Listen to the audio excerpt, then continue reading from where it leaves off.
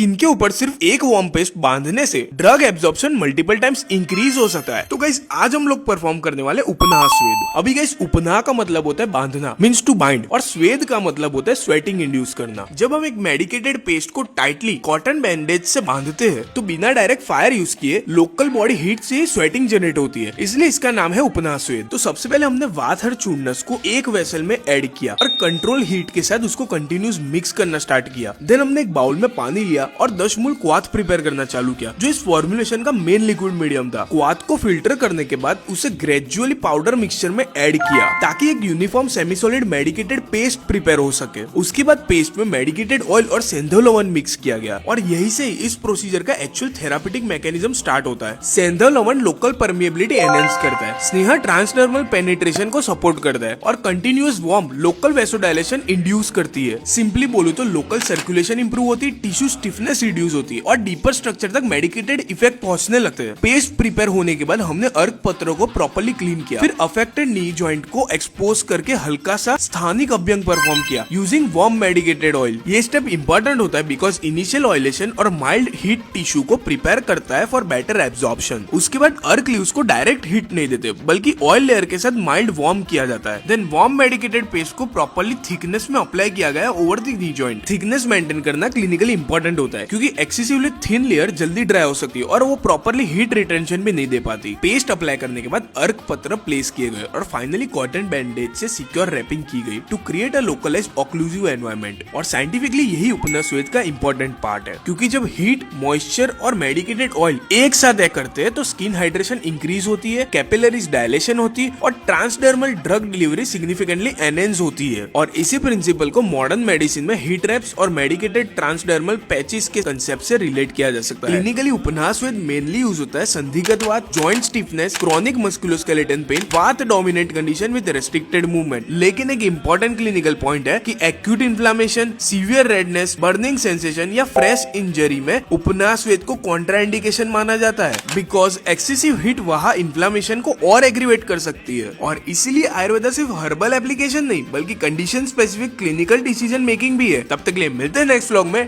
Till then bye.